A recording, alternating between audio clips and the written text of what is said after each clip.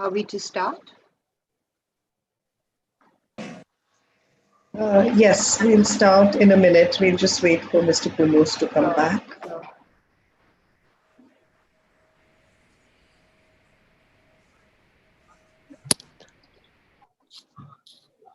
Okay. Good evening, everyone. Evening. Thank you for joining our webinar. I'm Anu Singh, Deputy Director at Carnegie, India, and it is my privilege to introduce the third in the series of webinars on policing that we are hosting in conjunction with Tata Trusts.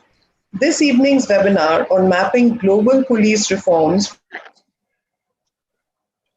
follows the earlier ones, two of them, one on policing in the times of the pandemic, and the second one on the use of technology in policing. And this seems to be quite a natural third theme.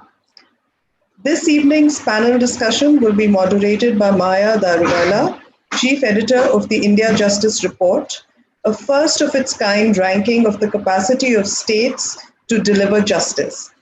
Maya is currently Senior Advisor, Commonwealth Human Rights Initiative and Tata Trusts. She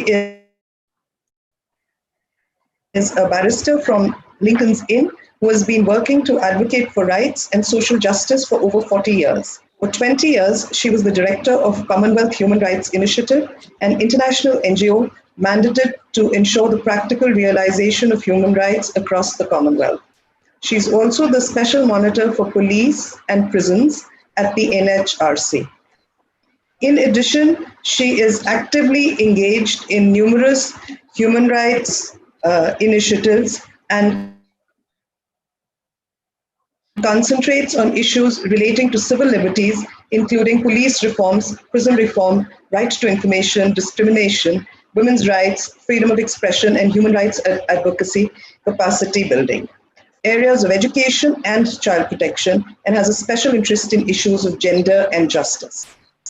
She is also the moving spirit behind these webinars, the entire series. So I will now hand over to Maya to introduce the panelists and set the context for today's discussions. Thank you, Anu, and good evening, ladies and gentlemen. When Anu introduced me, I remembered that I was a barrister from Lincoln's Inn. I don't think I've thought about it for 20 years. Thank you, Anu. As Anu said, this is the third webinar, and it's unapologetically looking forward. You know, when we talk about policing, we tend to get involved in the coils of what they do wrong and how it can be cured and why it has not been cured. But this time, we're really trying to find the means by which a turning point is achieved when we look at mapping global police reforms. It's rather a grand title, but we have three of the best people to talk about it. It is designed to look at the experience of countries trying to get to police reform through their efforts. We're looking at UK, South Africa, and India. South Africa, decided on radical changes to policing at a moment of great hope and aspiration. It was a high constitutional moment when the country dismantled its apartheid and embraced egalitarian and democratic principles. And there was, of course, a lot to repair within the police. The UK's demography, on the other hand, has been changing very gradually, but quite consistently. They have had moments of change like the Good Friday Agreement, when they had to radically overhaul the police in Northern Ireland, policing in Northern Ireland. Then the policing had, then in the main UK, in the island of UK, there was a change in the composition of the democracy. It was gradual, but it was getting more and more multicultural. And the question before the UK police was, how can we deal with this diverse population with its different cultures, as well as make the police fit for purpose to do this? What was the diversity within the police, and how does it overcome its own earlier culture?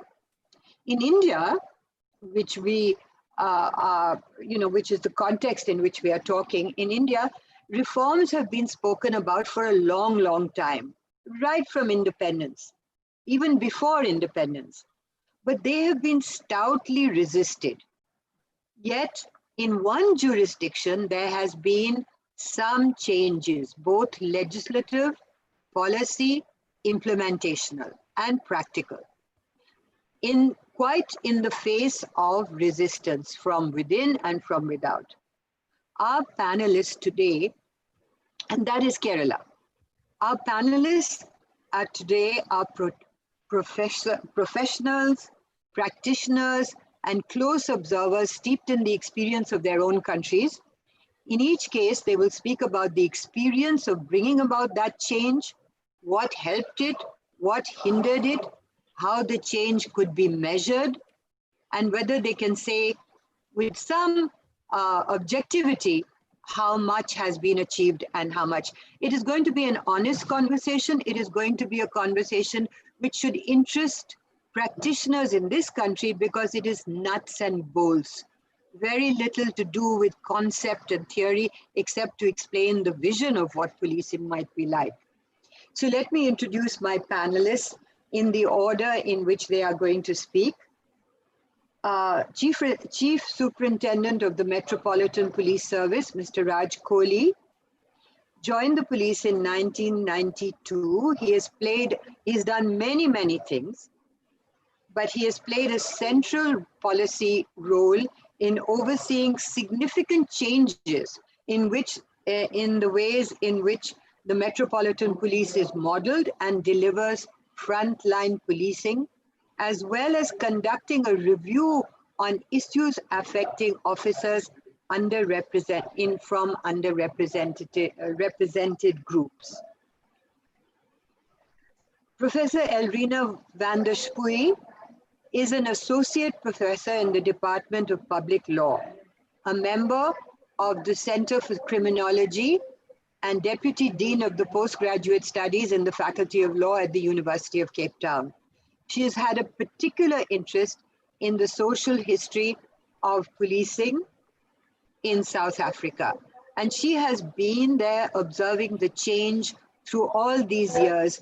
And it will be interesting to see her levels of optimism or pessimism. Then we have Mr. Jacob Punus, who is an IPS officer, of course, and was the Director General of Kerala Police from 2008 to 2012. He served for 35 years in the force and was chairman of the Kerala Police Act Review Committee. During his tenure, Kerala revised its entire police law, and the process by which it came to be passed is particularly interesting to understanding how public trust in policing can be built. As the context is India and the audience is mostly Indian, I'd like to go over some of the environment that shapes the discussion today around reform. With independence, we saw two competing imperatives impact on policing. One was the amazingly progressive nature of the constitutional promise of equality, diversity, individual freedom, and group tolerance.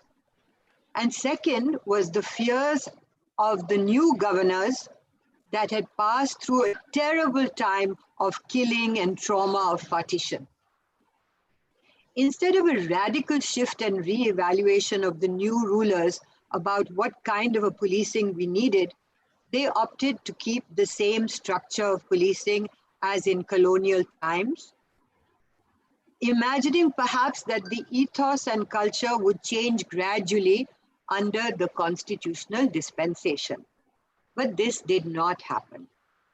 The militaristic hierarchical structure perpetuated the internal cultures and have defined the relationship between police and public. The policeman was not, as we would have all liked it to be, a citizen in uniform, one with the public, going to work every day, then taking off his uniform and coming back, but became an instrumentality of the ruling regime or the ruling elite wherever you saw it. Apart from public control, law and order, they became the guiding principles rather than upholding the law. In the last 75 years, there have been pivotal moments in which change could have happened. But unfortunately, despite much discussion, national and state commissions, and even the Supreme Court's directions, improvement in policing, changes are episodic, ad hoc, and have not become embedded to change the policing radically. The debates around police are many. They encompass the structure, the capacity, the ability to reform, the overweening control of politicians and politics over policing and policing outcomes, and institutional bias, selective and unfair policing. All of these, the impunity, the difficulty of getting accountability. So all of these are the context in which we are talking about and searching for instrumentalities, policies, concepts, practices that can actually help to begin a process of reform or take it forward. So with that, I would love to ask Mr. Raj Kohli from the UK to please begin his 12-minute conversation. Well, thank you very much, esteemed guests. So just a couple of bits for myself. You'd be happy to know that I ordinarily work a 5-minute walk from Lincoln's Inn, which is Sorry, you're not very clear, Mr. Kohli. Can you hear me now? Little better, yes. Okay, I'll try to shout as loud as I can. So I work in central London. I am actually a 5-minute walk from Lincoln's Inn, you'll be pleased to know. I'm actually calling you from New Scotland Yard, so the heart and heartbeat of British policing, and possibly the heartbeat of international policing. Scotland Yard is known throughout Europe and the world as being a place of excellence. And so speaking to you from Scotland Yard. So I'm a Chief Superintendent of the Metropolitan Police Office. I've been a police officer for 28 years. My heart is very much in community-based policing. But that's a misnomer, because policing should be community-based. My view is that the police are the public, and the public are the police. And there should be no difference. And I know we touched upon this in the introduction a couple of minutes ago. But for some reason, in some countries, possibly even in the United Kingdom, there starts to be a disconnect between the police are the public and the public are the police. So this is Raj Kohli's view of the world. It's by no means perfect, but it's my view of policing through the lens of the community. If we don't police by consent, then we're policing without consent. If we're policing without consent, it's a military style operation that is purely driven by politics. And that cannot be right. We have to police without fear or favor. So if I stop a man or a woman in a very expensive BMW, or I stop a man or a woman in a very inexpensive Ford Fiesta, no matter what crime they might have committed, they should both be given the same service, whether it's a speeding ticket, parking ticket, or whatever it might be. Now, there's a sense, I sense this as some of from the Indian subcontinent, but born and brought up in Britain, there's a sense that that's not what happens in India. And I can't talk to the South African experience. I've not had the pleasure of visiting South Africa yet, but I sense that money talks, and that you get a better level of service the further up the class chain you might go. There are elements of class-based policing in Britain, if I'm honest. A lot of the work I do appears to be over-focused on the working class. So I'm not saying that British policing is perfect, but I think where other countries might learn is that there's a real connection between what the public want us to do and what police actually does. So where I work, which is Camden, Islington, central London, I have on every it's split up into 23 different discrete areas. They're called wards. Each ward has what's known as a Safer Neighbourhood Ward Panel, made up of local people who hold their local police officers to account. So they might say that in Lincoln's Inn ward, we have a problem with begging and robbery, and PC Coley, we would like you to deal with it. So at the grassroots, really tactical level, policing is held to account because we're a public service. The public pay my wages. The public must and should and have every right to question what I am doing with their money. So at the lowest level, at the ward-based level, the public have some influence over local policing. And that local policing can change. Lincoln's Inn, it might be begging and robbery. In Hampstead, it could be antisocial behaviour and drug dealing. And those panels meet every month and they discuss how things are going, and they get a real buy-in into policing the local area. As I move up to my level, there's something called a Safer Neighbourhoods Board. That's essentially an amalgamation of all of these ward panel chairs. They all come together as a group and want to talk about some of the strategic things they want us to look at, some of the long-term problems. So they have very much my ear and my time and my attention in listening to what they need to be policed, because I can rely on statistics till the cows come home. Nothing beats the experience of the people that we're trying to look after, we're trying to protect, we're trying to make sure feel safe. So it's really important that we hear directly from the community. And the other bit, which I don't know the details of all this, that we have what's known as the special constabulary. The special constabulary are volunteer police officers. They have the exact same powers as I do. They carry handcuffs and batons and CS spray and powers of arrest, except they're not paid for. They do it voluntarily. And why I think that's important is we can maximize the number of police officers that we have and have police officers based in the community, really understanding what it's like to be a local person. Now, I'm told that I'm still coming across slightly muffled. How is it being received your end? It's very low, and I think because you have a deep voice, it requires you to be either closer to the mic or slightly slower, perhaps. I'm not sure. Yeah, I'm talking on headphones and trying not to bother other people. I might try and come off the headphones then and see if that makes a difference. Just bear with me 30 seconds. I do apologize.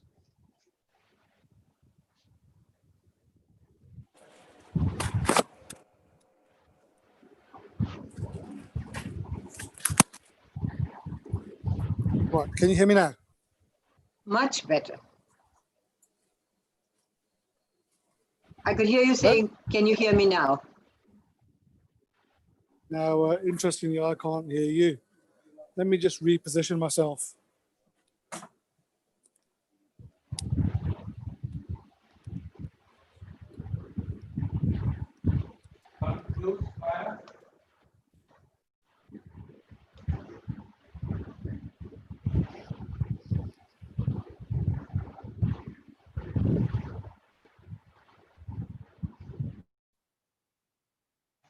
Right, is this any better?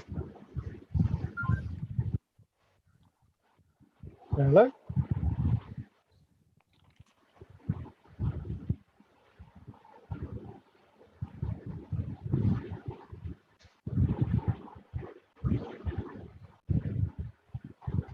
Hello, is this any better?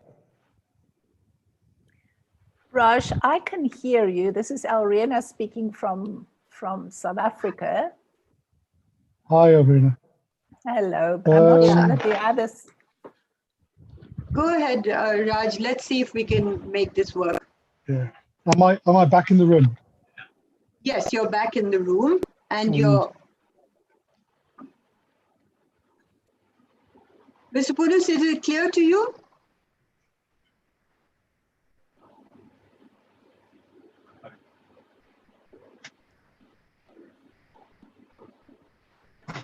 He says it's clear to me. Okay, Okay. please go ahead, Raj. So at the very heart of UK policing is the community who hold me to account. And that is entirely right. Because as I said from the beginning, the police are the public are the police. They pay my wages. They are entitled to influence how I police. And what that removes to an extent is political persuasion. Now, of course, we cannot keep politics entirely out of policing. So policing in London is overseen by the Mayor's Office for Policing and Crime. And so Sadiq Khan, who's the mayor, and Sophie Linden, who's deputy mayor, they have a very close eye on what's happening in London. So we have two sort of levels of policing: the large-scale strategic direction, which the politicians have a view on, but the day-to-day tactical things. What do the people of Camden and Islington want me to look at, and how do they want me to spend their money? Now, there is a question also around. I think we all ask the question: what do we want to be policed? And usually the answer is we want to stop burglaries and stop robberies, and that's fine. But no one's ever asked the question: how do we want to be policed? How do we want our police officers to work? How do we want them to operate? How do they want to engage with us? We never ask that question. And there is what's happening in the United Kingdom, a professionalization of policing. So now, to become a police officer, you either enter with a degree, a relevant degree, or you gain a degree as part of your first 3 years. And what that means is that at your interim, as you go on in the organization, there is an expectation for CPD, continual professional development, to keep your thinking relevant and current, so you understand what's happening. So the key things for me are, do the local people hold me to account? Yes, they do. Is my organization more professional now? Yes, it is. Is my organization representative of the people that we police? No, it's not. And those to me are the three key planks. I think I've done my 12 minutes, so I will stand by.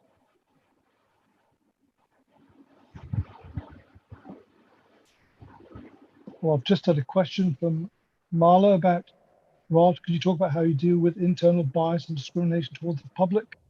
Really good question. Yes, I am particularly, yes, my question to you before we go on to Elrina is, the UK police very deliberately went about making itself into a multicultural organization. to deal with the bias within as well as the discrimination when it was policing. How did it achieve this? So it's down to metrics, intelligence, information. So we know that in London, you are much more likely to be stopped and searched if you're black than if you're white. And that the experience of Black and Asian officers and staff isn't as good as it would be for white colleagues. So we have that information to hand. Information is power. So you have that information to hand, and then you start to internally, what I do is I do a diversity health check. I do a cultural check. I try and check in with underrepresented groups and see how they're feeling. And there are very quick ways of measuring it. If, for example, 40% of my police force is women, then 40% of my drivers should be women, 40% of my firearms officers should be women, etc., etc. And if those numbers don't match, then there is an unconscious bias that's taking place. And then we ask our inspectors to describe to us why that bias exists.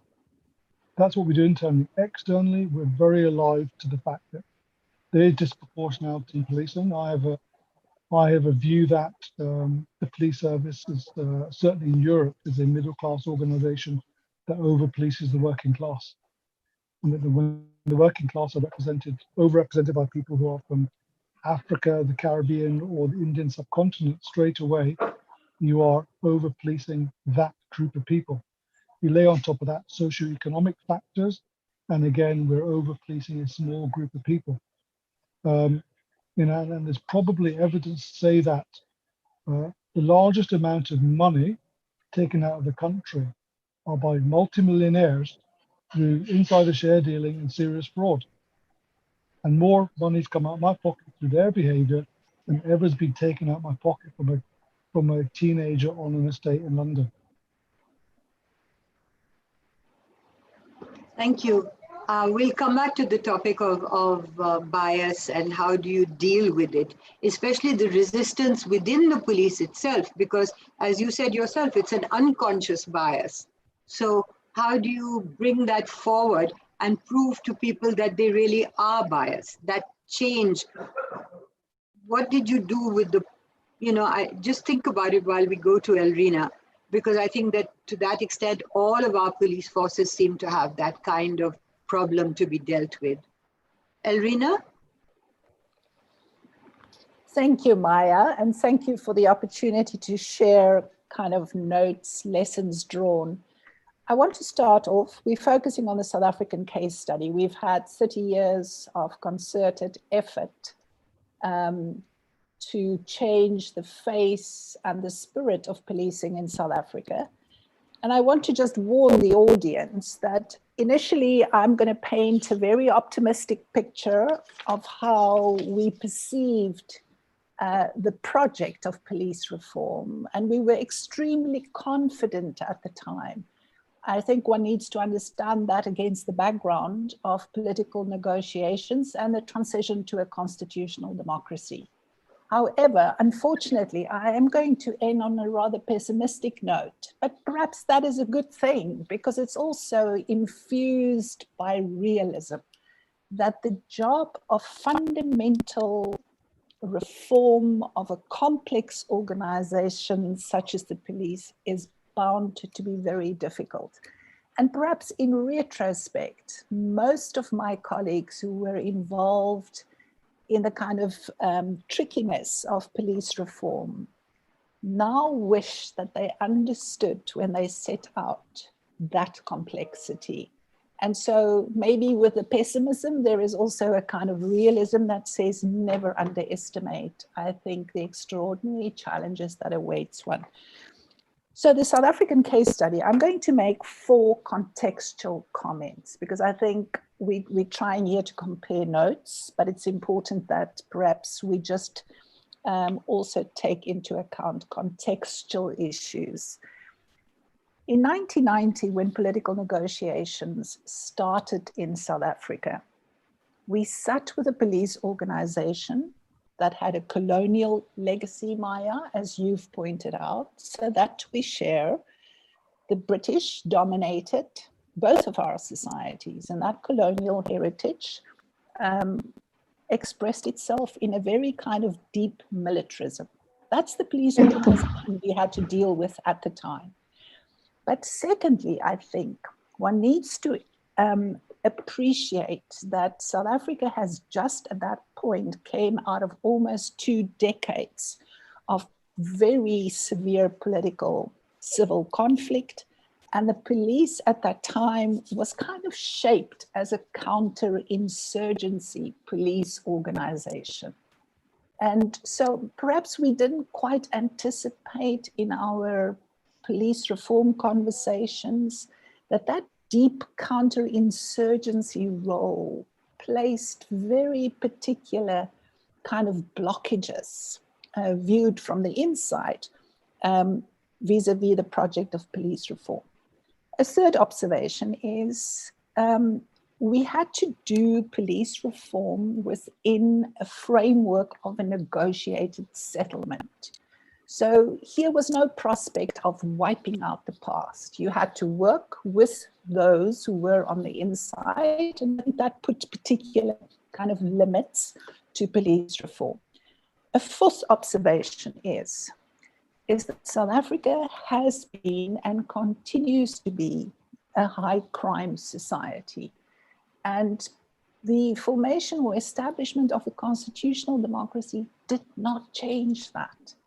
I think we did not anticipate the challenges that would come with the perpetuation of high rates of criminality and serious criminality at that.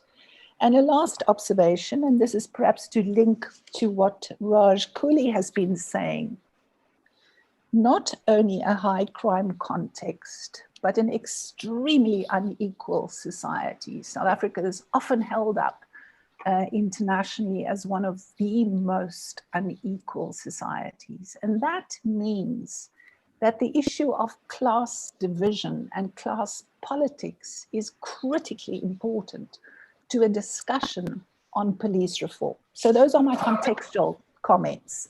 Maya, are you hearing me well? I am indeed. We are hearing you very well. Okay. Thank you. So optimism. We thought that we kind of had it, we figured it out. We had a constitutional framework, and a very bold one at that guaranteed human rights, was committed to due process. And so I think the social contract that kind of emerged, we took... Sorry, Elvina, you've gone soft. Okay, I need to put this other thing in.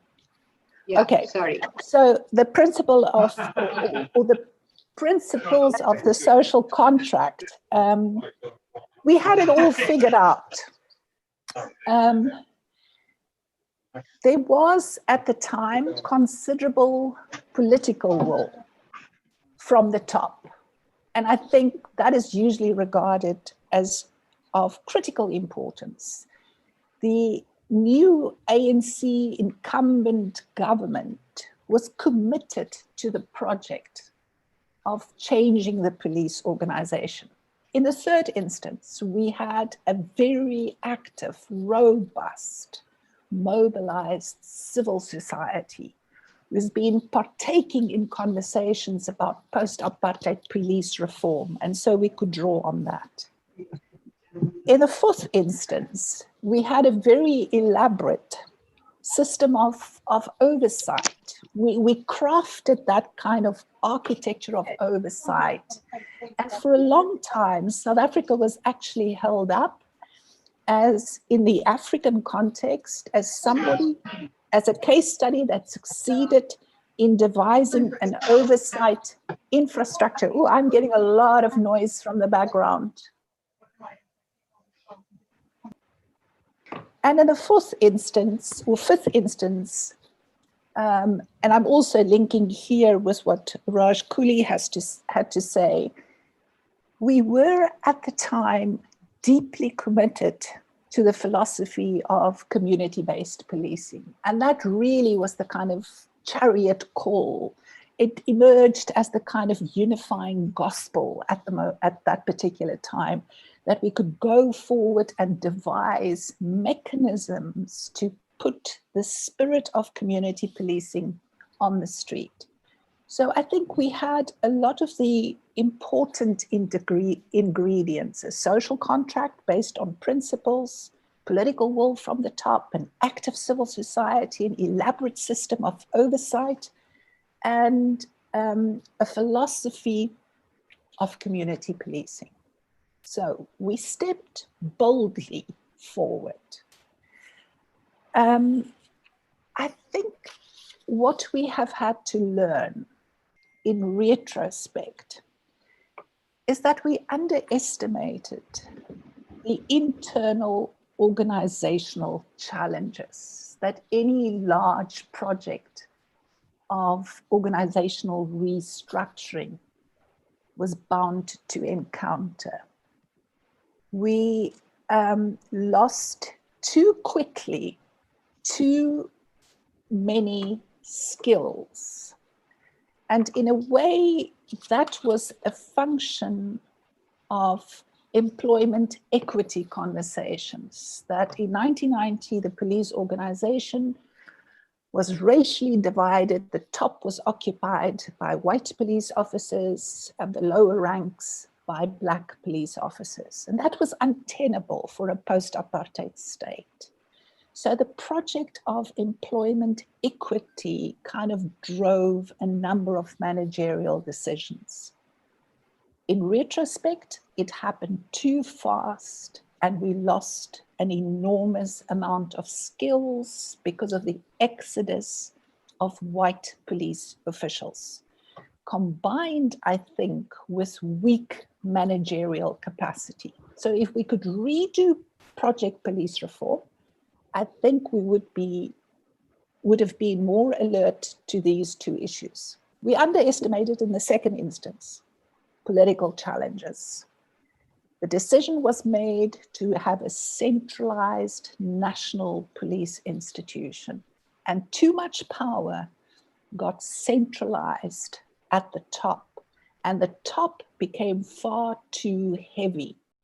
What we did not anticipate is the drift towards politicization of the police with disastrous consequences. In the third instance, I think we underestimated the structural challenges. A high crime environment requires investment in intelligence and investigative skills. The detective branch became the kind of foster child of the police institution. Combined with organized crime, we simply failed to underestimate that organized crime was going to put enormous pressures on the police organization. I conclude, we've recently had, over the last 10 years, 3 very important commissions of inquiry. The one commission was a commission of inquiry into the policing of the poor, exactly the stuff that Raj Kohli has spoken about. What does policing look like when you travel to a ghetto, an urban ghetto, and what is the everyday reality of the experience of poor people of the police organization? We've had to confront really hard lessons around the kind of adversarial attitude, the lack of attention, the lack of service delivery. A second commission of inquiry was the commission of inquiry after the fatal shooting of striking mine workers at Marikana. The policing of public order is in disarray in this country. So not only the policing of the poor is in need of restructuring, policing of public order, if you take Marikana and the killing of striking mine workers as a point of departure, does not live up to any of the expectations we had. Thirdly and lastly, we are in the throes of a third commission of inquiry, a commission of inquiry that focuses on state capture. And what we have learned over the last 2 years is the extent to which political influences have shaped police appointments and police decisions in a way that the police organization, or at least pockets of it, have been captured by a combination of commercial and state interests. So Maya, yes, the South African case study is a very interesting one, but to me and to many of the other observers, it almost seems like we have to go back to revisioning what policing in this kind of society can and should look like. Thank you. Thank you. Thank you very much for keeping to time. That was tremendous. The two things that I would like perhaps a moment with you on is in the capture, as you say, and is that report ready, the one on capturing state, capturing the police by the state? Is that a published report? No, the process, Maya, is still ongoing. It was originally anticipated that the Zondo Commission of Inquiry, would have his job done in a year. We're now 2 years down the line. The information is still rolling in, and of course it is state capture widely, not just criminal justice capture. And I think one has to put that into perspective, is that we're not only talking about capture of police, but we're also talking about capture of courts and capture of segments of the prison estate. So there's some reports being written by others, but the Zondo Commission of Inquiry is still in the process. Thank you. I think that it will have great resonance with the colleagues that who are listening to you speak today. And the other question I had, or perhaps just to understand, is the response to, when you talk about public order policing, are you thinking about, I understand everybody knows about the Marikana situation, but in general, the approach to protests against the ruling elite and to dissent, has that changed considerably, or does that cause you great worry? Excess use of force? I think the difficulty is that we carved out a legal framework shortly after 1994 for the policing of mass demonstrations.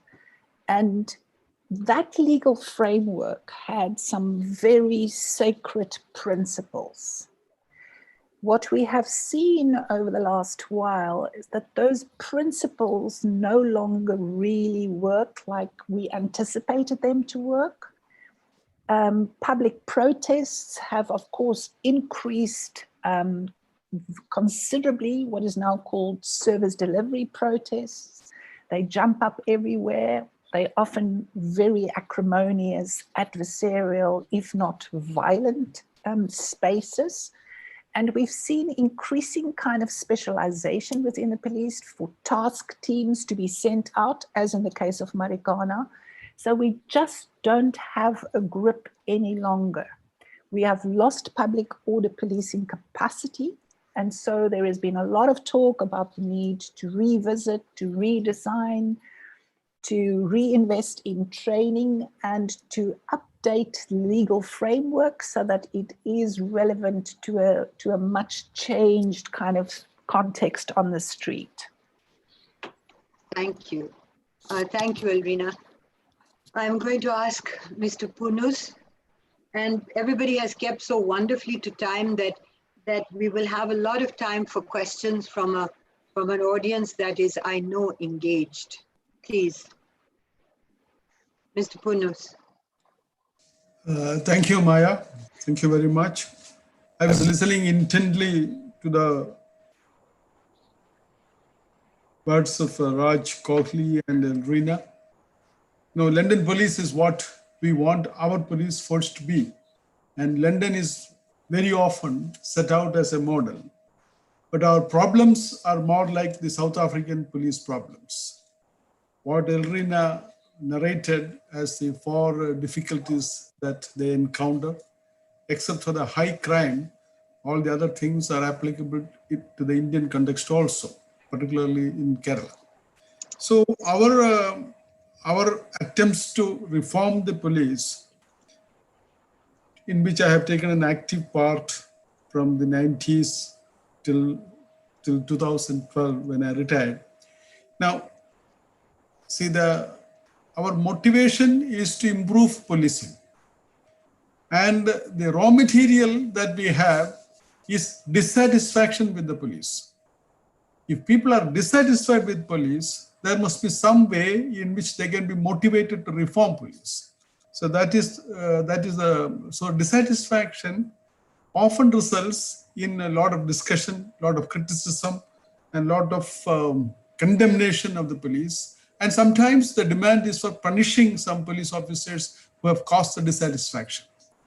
Very early on, we were able to turn around the discussions on such dissatisfaction, the discussions on police atrocities, to systemic issues. Now, the individual may be at fault, but was it contributed by the system also?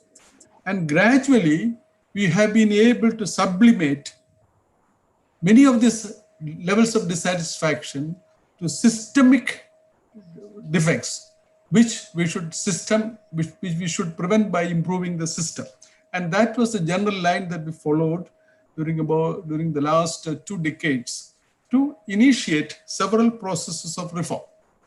Now, we have 4 groups to be tackled when we come to police reform. Everybody appears dissatisfied, everybody will speak in support of reform, but there are 4 distinct groups when we come to police reforms. And this can be broadly identified as Elrina said, the biggest block, the biggest impediment to police reform are the police institution itself. The members of the police institution, they are one of the biggest impediments. And second biggest impediment is the public, because the public expectation from the police is often at variance with the principles that we hold high in our quest for police reform. They may be wanting instant justice, immediate revenge. There may be a large number of public may be intolerant. They want sudden end to every problem. They want immediate elimination of criminal as well as the crime, both together. All this public expectation is a big issue. And third, all this takes place in a political environment. It is a politician who funds the police. It is a politician who has to channelize the social energy into the reform process. So the politician is there, the government is there, the opposition is there. The opposition also plays a very critical role in police reform. And fourthly, the legal system, the legal framework within which the police function. So when we set out on our task of reforming the police, we stressed on all these aspects. Now, we believed that an overworked, underpaid, poorly managed, a police force which is ruthless, a police force which is domineering, they cannot help in the process of police reform. So therefore, we invested a lot of time, energy, and money in the matter of improving police training, improving police selection, improving their working conditions, improving their salary structure, improving their working hours, and all these things. This is a big package.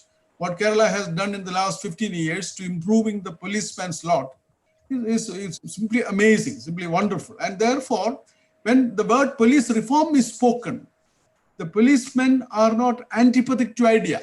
They think that they also get a benefit if the police are better managed, if the policing becomes better, they also benefit from it. So that is why it's one aspect. And second was, as Mr. Raj Kohli as well as Elrina has pointed out, we put a lot of stress on community policing, and Maya and the CHRI itself has conducted a big study on the community policing initiative in Kerala.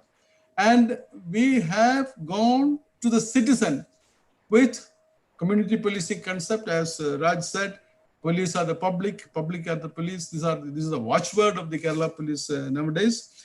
And we have penetrated We have entered the portals of every single household in Kerala with the message of community policing, and that is intensely carried on during the last 12 years, which has got very magical effect on crime control. We started off with about 400 murders a year in the year 2008, which is down to 300 last year.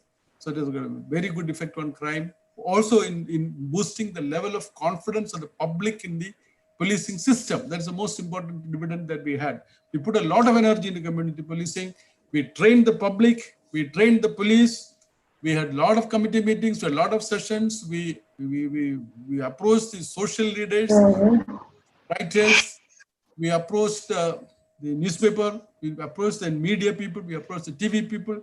We approached the opposition MLAs. We approached the ruling party MLAs. And because of that, despite changes of government, Kerala elects a new governments every 5 years, despite the opposition coming into power and the opposition again becoming opposition, with 3 chief ministers changing, 4 home ministers changing, the community policing is going on smoothly because of the effort that we put in to take everybody into the bandwagon of community policing when we started it.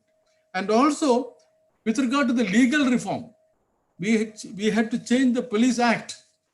As all people realize, the policing system in India was governed by a Police Act which was instituted by the British in the year 1861.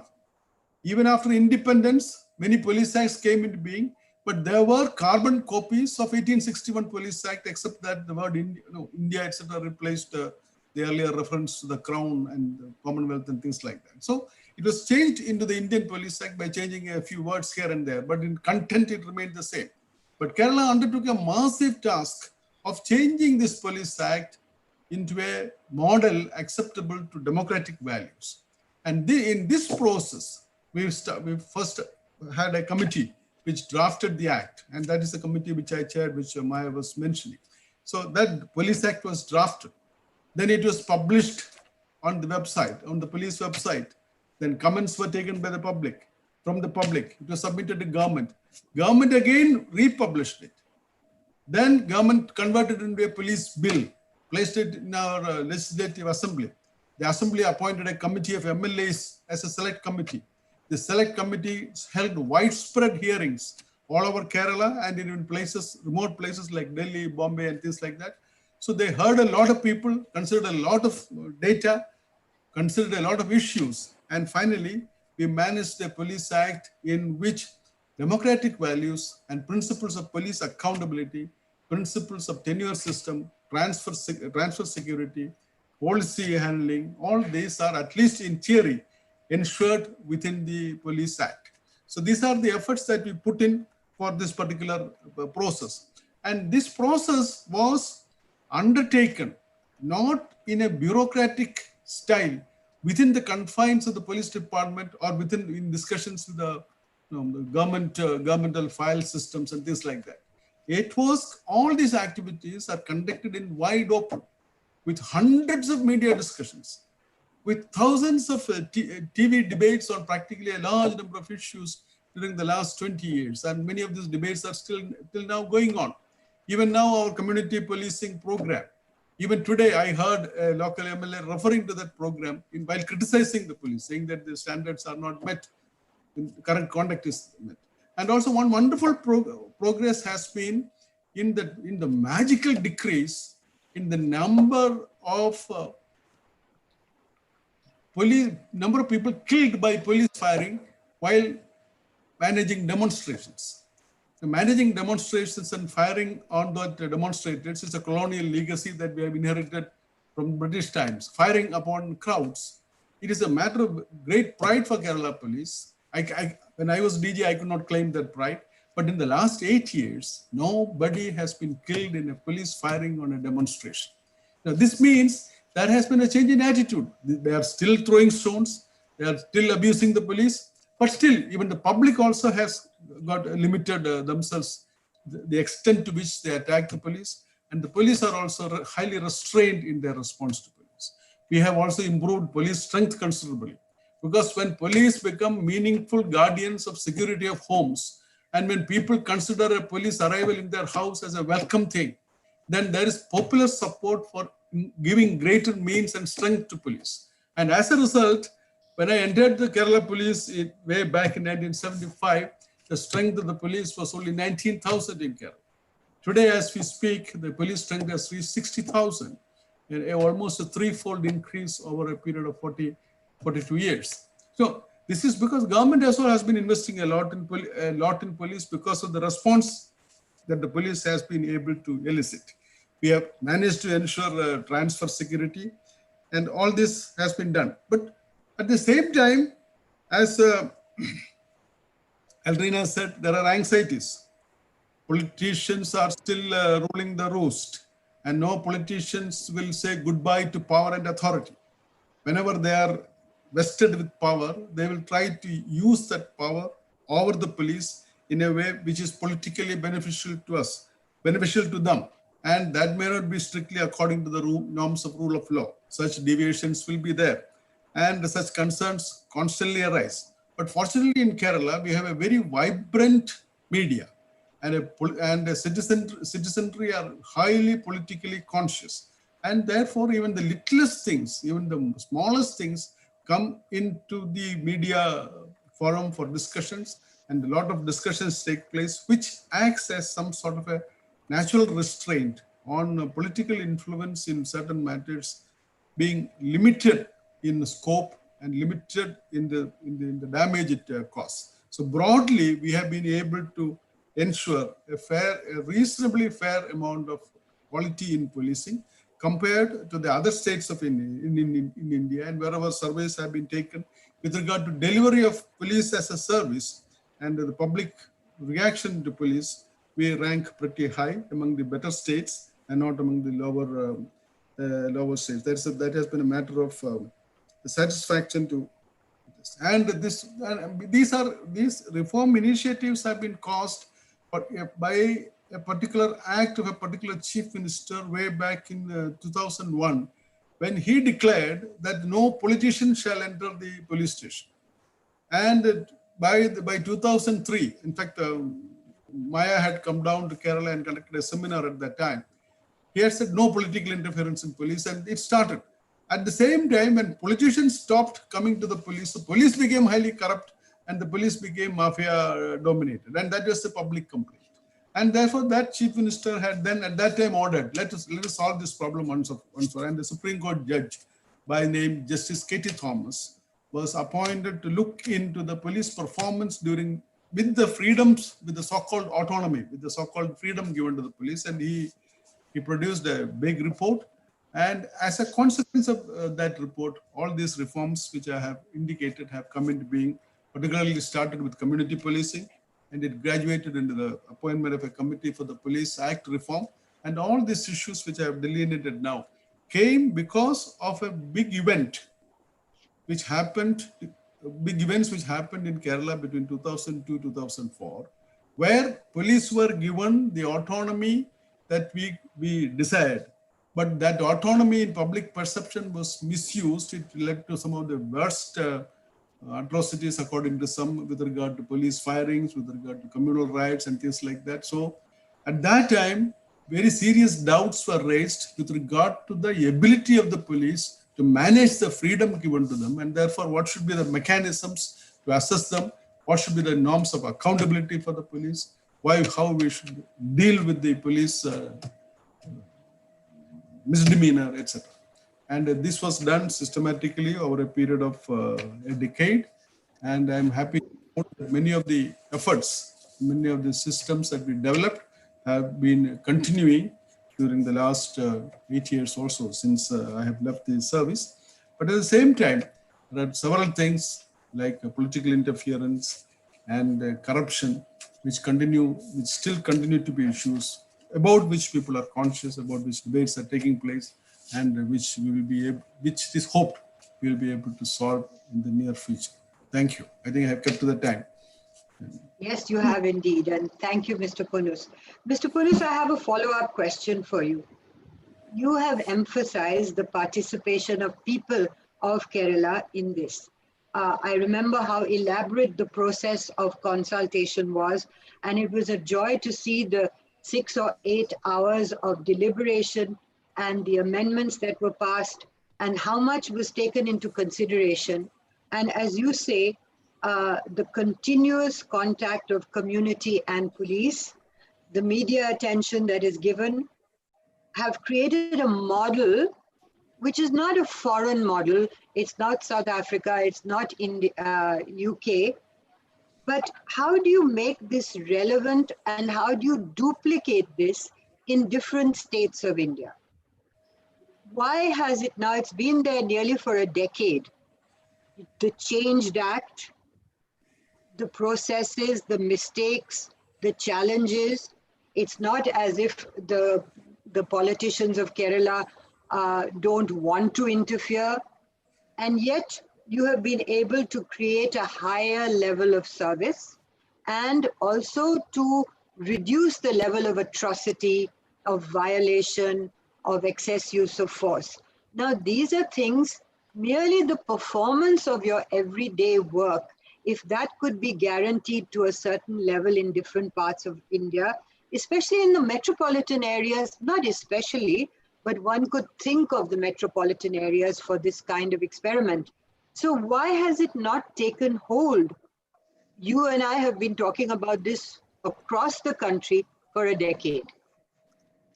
You don't see it in Telangana, you don't see it in Andhra, or even in the southern states. See, there are things in Kerala which are possible because of the great spread of education, the kind of recruitment that police forces have made, in which today 99% of the fresh entrants to the police at the lowest level are university graduates, many of them double graduates, many of them law graduates, many of them management graduates, and many of them engineers too. So at the lowest level, we are getting high quality input into the police, and that improves the response of the police to various situations. When entrusted with problem-solving tasks, they are able to deliver better results. That is, the inherent quality of the policeman in Kerala is far better. And second is that the quality of the citizen. Kerala is a political, Kerala, everything is politics. That's in a particular house, father will be one party and the son will be at another party. So that everyone is born into the political disputation and political argument, this debate and things like that. That is not a very good thing, but at the same time, it imbues everybody with an element of political consciousness. So that political consciousness prevents a lot of police atrocities and invests the public with a lot of ability to resist police atrocities at any level. So if somebody is taken into custody, immediately 10 people will come to the police station and ask why he has been taken into custody. In many states of India, it is impossible for a person to go to a police station and ask this question. In Kerala, because of the widespread awareness and enjoyment of civil rights by the people to whom that is given by the Constitution, and the readiness to avail that freedom, the police action is often questioned within a few hours. And therefore, that keeps us on our toes. And Kerala has been seen very lucky that every 5 years, the governments were changing. And therefore, people on one side today are on the other side tomorrow, and they come back to the saddle the next time. And therefore, they continuously see both sides of the issue. So, thank you. Thank you, Mr. Punus. I have questions for Raj and Elvina from our colleagues and the audience. The specific question is, how did you and do you tackle, I think this is more for Elvina really, tackle political interference in policing? Is there a way of preventing it? Is there an arm's length way of controlling the police? Because the police must have civilian control, but at the same time allowing them operational responsibility. So, Maya, just to recognize that policing is inherently political. So there is a fine balancing act that I think one has to aim at. Some have argued, in sort of more academic literature, that much hope is placed on police professionalism and, a certain measure of police independence. I mean, these are all very contested concepts. police professionalism and police independence. In the South African case, it is now, I think, widely accepted that, for example, presidential power to appoint the national commissioner creates opportunities for politicization. And so there has been civil society mobilization around opening up the conversation about that process. What are the criteria being used? What are we measuring in terms of suitability? We've seen disastrous decisions over the last while in the South African instance around that, and we cannot afford a process that is closed and is not accountable. And so that's an interesting, and it's a very kind of responsive civil society mobilization that says this is a key position. We need to be clear about the kind of criteria we're looking for. The process itself has to be relatively open. It cannot just simply be the prerogative of the president to appoint a national commission. So that's just one example of, I think, opening up the scope for a conversation of what does it mean to appoint professional people suited for key and difficult positions in the South African instance. Thank you. Raj, do you want to come in, or shall we go on to the next question? I think we can go on with the next question. Sure. Well, the next question is, COVID has changed a lot of things globally. How has it impacted your jurisdiction, Elrina and Raj? I won't ask this of Mr. Panelist because I suspect that we know this in our own jurisdiction, but we can always come back to it. Raj, do you think that it has impacted, COVID has impacted or made such an impression on policing that it is going to last, or is it just a sort of temporary thing?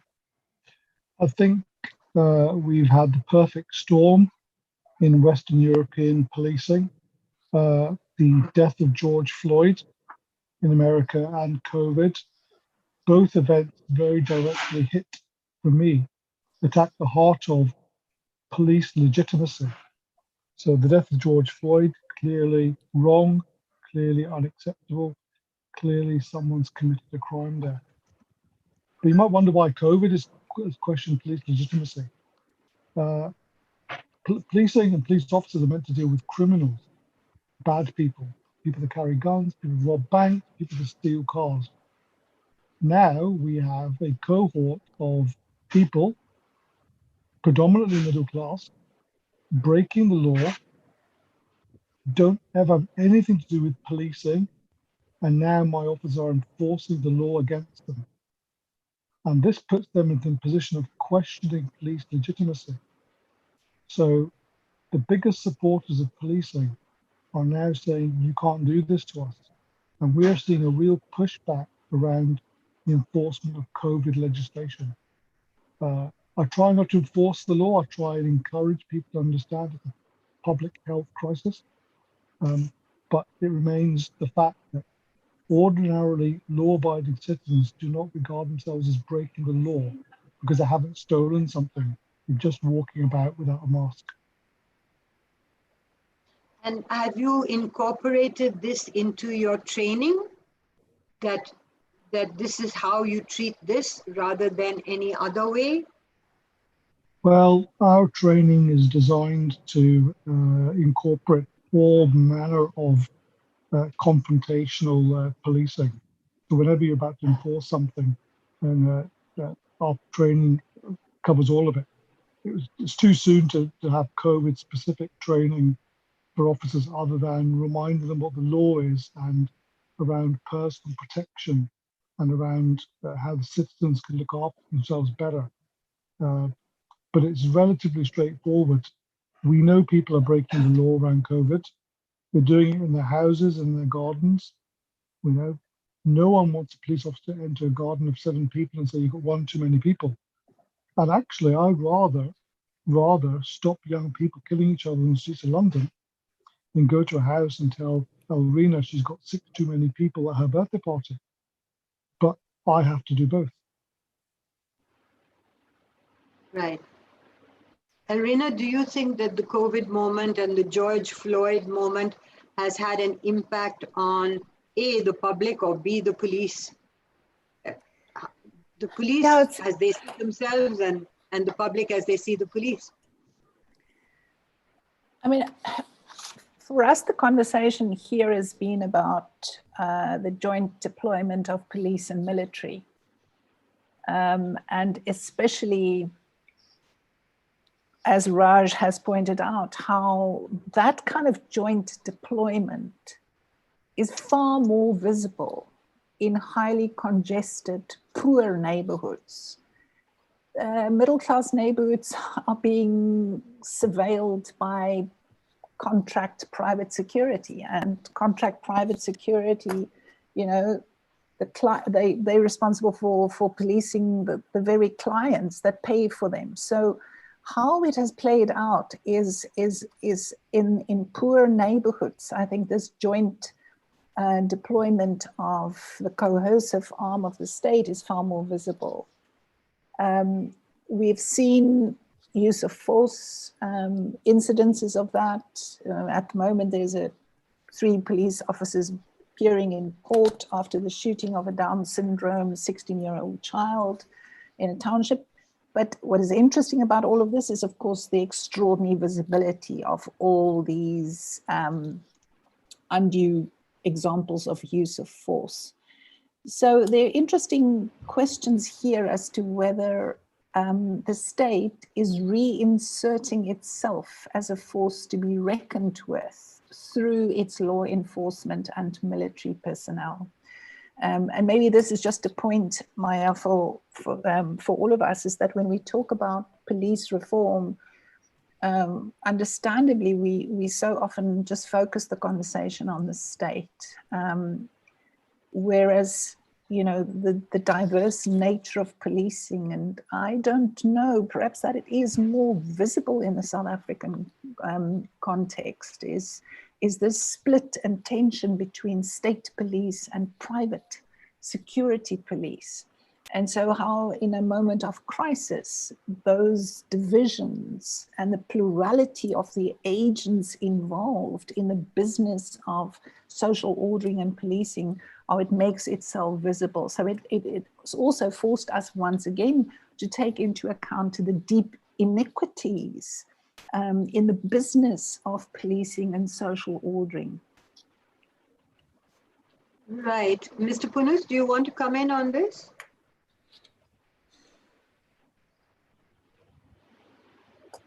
You know, the tension between private agencies proliferating and policing.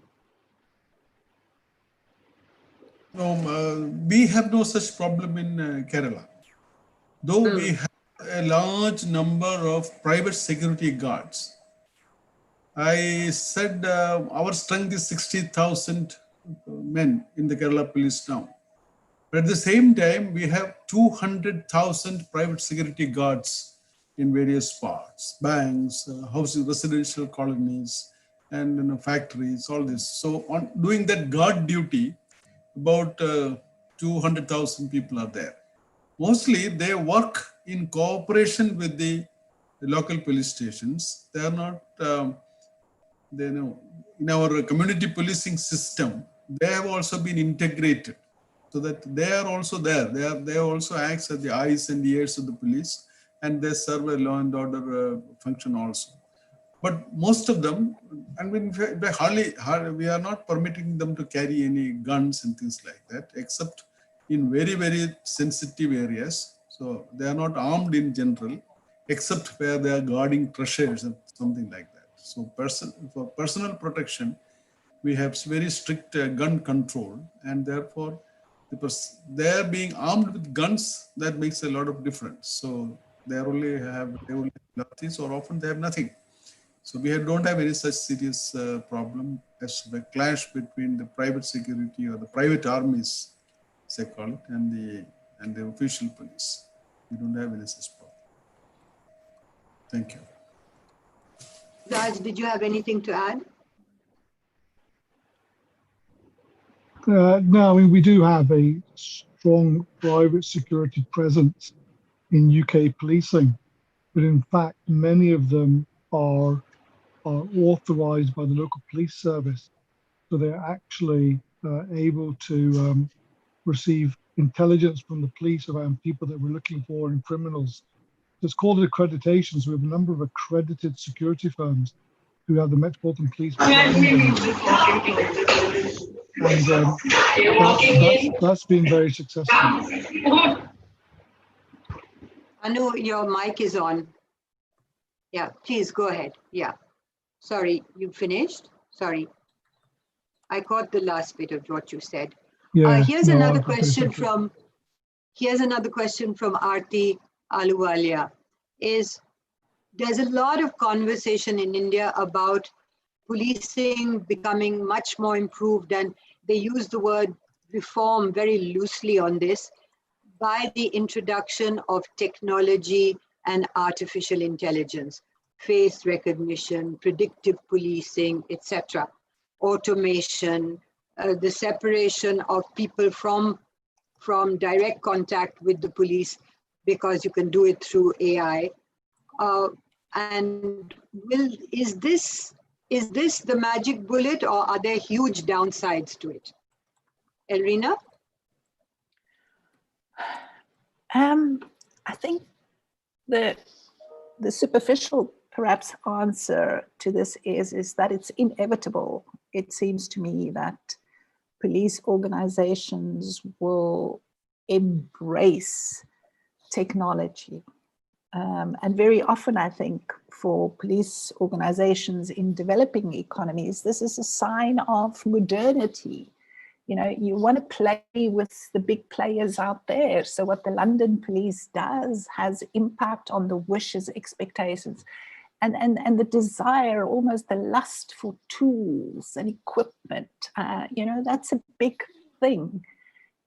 Does it lead to more efficient and accountable policing? Does it require systems of oversight and accountability? Does it provide more opportunities for politicization of the police? These are all important questions that I think we need to make part of the conversation about technology. I don't think it's a question of either or. Modern police organizations will become more orientated towards these devices. So what are the dangers lurking behind these, you know, nice tools to have, and how do we as a civil society engage the conversations around professionalism, accountability, and efficiency? Thank you. Mr. Punus, you had your hand up. Yeah, what I was trying to say is that introduction of technology, as Mr. Aluwalia has pointed out, is not strictly reform. It is only enable you have a better gun. Instead of firing with a 303, you fire with a machine gun or with a Kalashnikov. No, that's introduction of new technology. It's not actually reform. But, there's also the great danger of digital technology being used to totally eliminate the privacy of citizens and the privacy of data. Everything about the citizens' privacy can be destroyed by digital intervention and digital monitoring by the police. But it is, to a certain extent, as a police officer, it is inevitable. I don't condemn it as outright bad. But at the same time, the thing can be paraphrased or transformed into reform initiatives, the way you use it. Digitization and digital technology can lead to increased centralization. In that case, then it goes against the police reform process. But it can be used for decentralization also. In Kerala, we have used it for what's an experiment known as Cyber Dome, which is a very, anybody can refer to it on Google also, Cyber Dome. So we have introduced community policing in cyberspace through the Cyber Dome. Because if you want to patrol cyberspace, the policeman alone cannot do it. So a large number of netizens can join the police initiative in searching the cyberspace for noticing violations there and bringing it to the notice of the police. And often the citizens themselves can counteract. So this kind of community policing initiatives can come in digital technology. Similarly, without bringing the police into the picture, residents associations, banks, organizations, they themselves can monitor their own premises to protect it from theft and other things. And without bringing it into the official policing channel, a better technology can be used, and they can have a policing effect. And there can be an option available with such systems that they call the police only in case they need it. So this kind of variations in technology can make it truly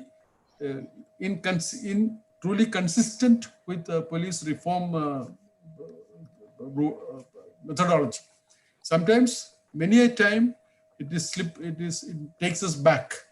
Authority is centralized, there is more monitoring, and there is more violation of privacy, and there is more brutality. All these things is made possible by better weaponry and better technology.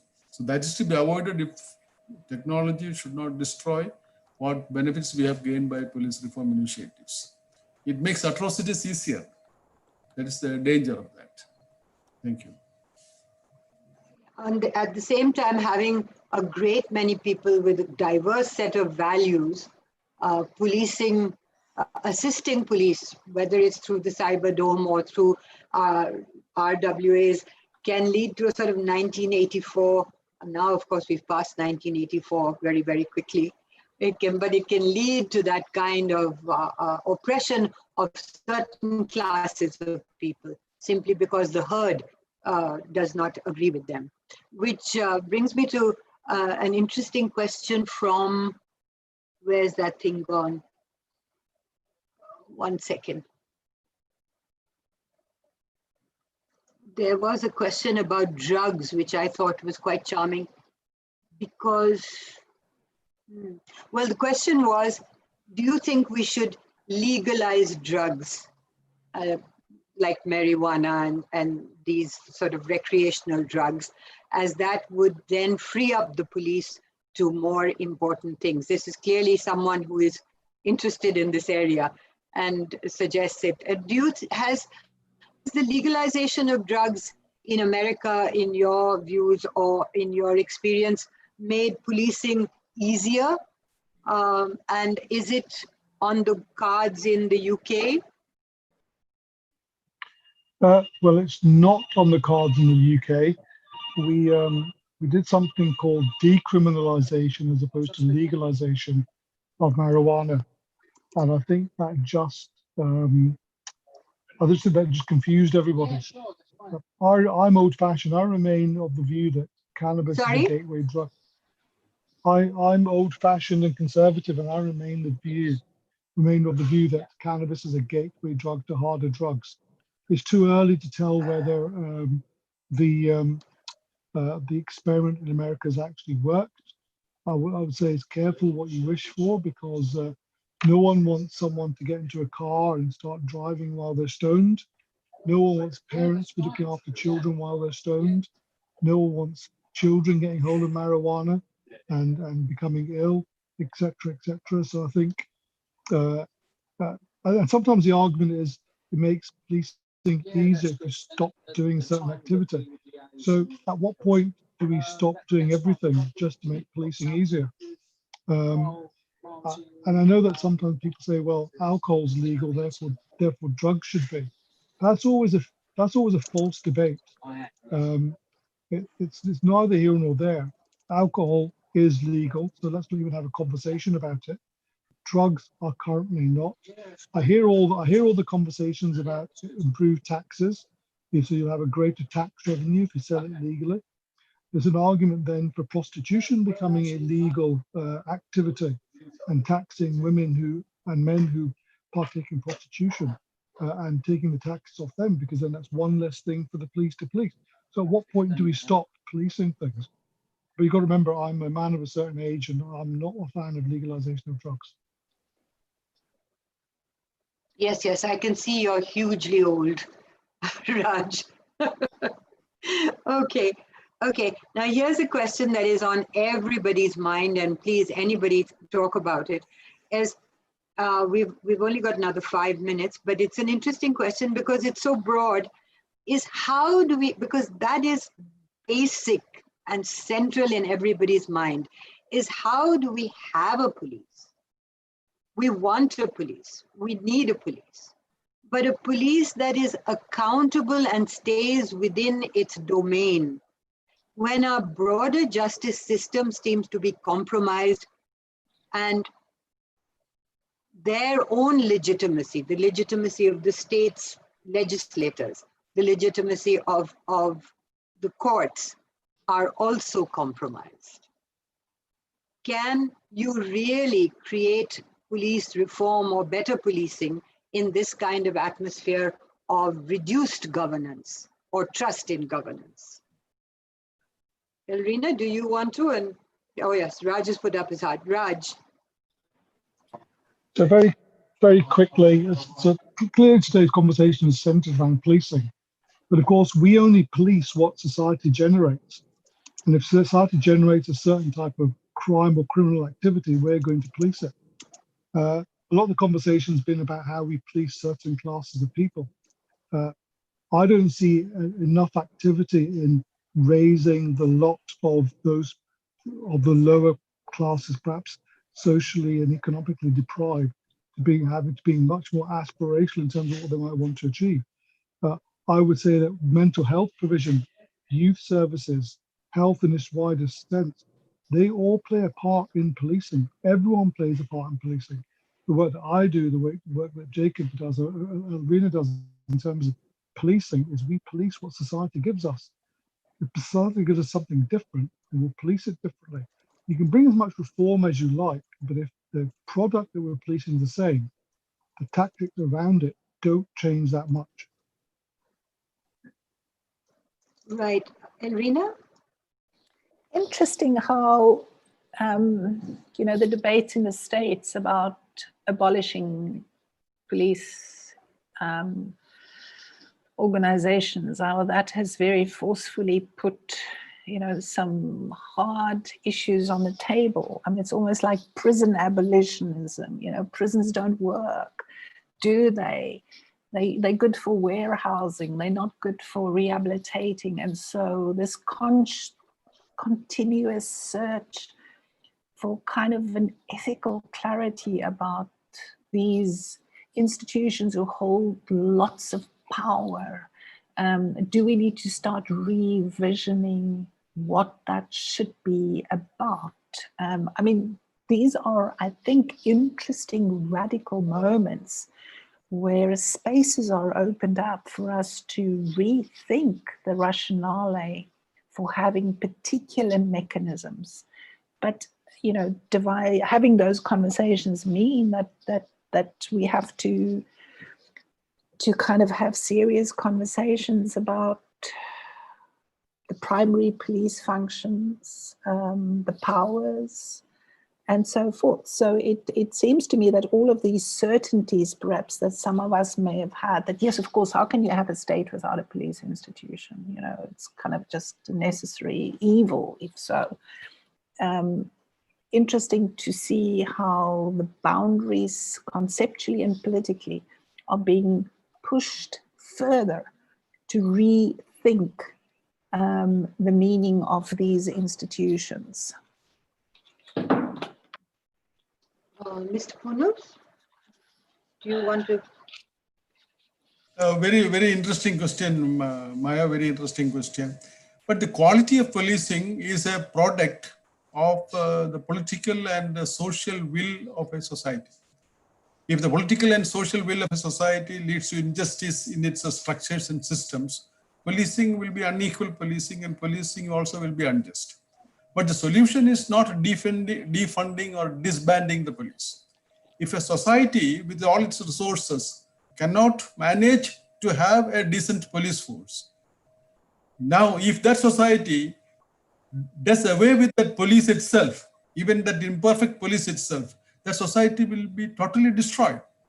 Even with the police, they are not able to manage a perfection. So if the police are also disbanded, the complete anarchy will result.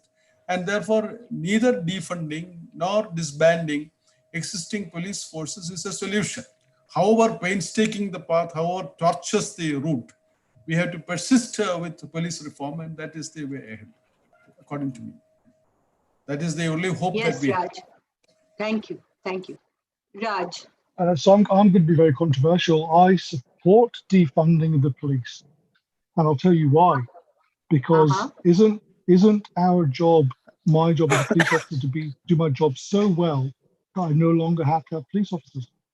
So that's a panacea. I should do my job so well that I no longer have to have police officers. I would cash in 200 police officers for 100 youth workers, 50 mental health workers, 50 outreach workers, put them into those difficult areas and get them to work with those people from deprived backgrounds, helping them to generate better futures for themselves so that their children don't become the subject of my policing in the future. So actually defunding the police shouldn't be something we should be afraid of. We should do our job so well, society should do its job so well, you don't actually need policing in the numbers that we've got. Right. This is really very exciting and interesting news. We're almost touching on things that we really want to talk much more about, but time is always at our heels. I would like to give you each 2-3 minutes to, if there is something that you particularly would like to talk about. A colleague of mine is asking about diversity with you, Raj, which is that you are right in the thick of things because you are experiencing what it means like to be a minority within a police force that you are at. But that is one kind of diversity that you may be having to deal with and your experience of that. But in India, you have such a lot of diversities. And is the answer merely having more people of different types within policing? Is that going to be the magic bullet? What is your thoughts on it, on the issue of diversity? Of course, diversity, in my view, it's just like biblical. You must have it. Having got it, have we seen changes that we can point to, particularly in the circumstances, the historical circumstances that Elrina finds herself in, Mr. Punus finds himself in, and then I will end it. Raj?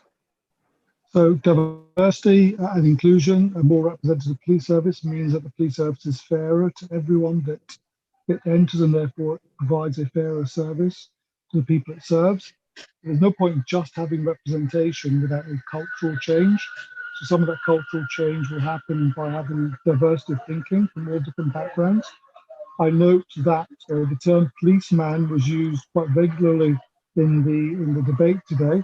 Of course, in Britain, it's police officer because about 35% police officers are women. And I think we forget that having female colleagues really does make a very positive difference into how we police. And I wonder whether, I don't know enough about Indian policing, whether having a stronger female representation at all ranks and grades would dilute some of the policing style that that I think happens in some of the metropolitan cities. Right. Elrina? So Maya, just to sort of echo what Raj has said about diversity and cultural change, I think that is the critical thing. Merely bringing in a bigger variety of people in itself will not necessarily make that shift. So how can you best strategize to diversify in the many ways that you referred to and have a strategy to change police culture? Because the enduring nature of police culture is something that we continue to confront. Right. Mr. Punus? I agree with the need for inclusion, inclusive police, more women, more people from the scheduled tribes, scheduled castes, more people from the religious minorities. This will balance our policing needs and make it more responsive and more trusted by the people. In order to get elicit trust from the people, we should seem to be as near the people as possible, and inclusiveness and diversity in the police helps in that process. So it must be a valued goal. Well, I think that that's a goal that we can aspire to in India, because we are by nature so diverse. But one, I will make you laugh now. Our national average for women in the police is 9%. Mr. Punus, in Kerala it is falling.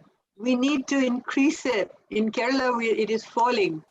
And we have a system of quotas or reservations for to increase diversity. And in relation to women, it is in some states 35%, some states 33%. But the way that in which it is carried out, we did a little study, my colleagues and I, at the India Justice Report. And in one of the pages, you will see a big diagram that shows that some states will take over 300 years to get to that 33%. And that 33% itself is a negotiation. Why isn't it 70%? Or as Ruth Ginsburg said, why aren't they all women in the Supreme Court context?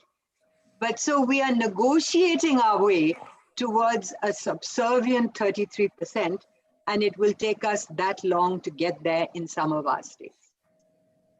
But thank you very much for being with us. I know how difficult it was to get all the timelines, and I particularly want to thank Elrina, who was given a very short time. Mr. Punus is used to me, so I won't even thank him, but I do thank him. And Raj, it's been wonderful knowing you and meeting you. And we want to keep in touch with all of you so that we can have this conversation across borders. One of the great things about COVID is this conversation across borders. Thank you very much. Anu? Thank you, Elrina. Thank you. Raj. Thank you, everyone. Thank you, everybody. Thank you, Anu. Thank you. It was a fascinating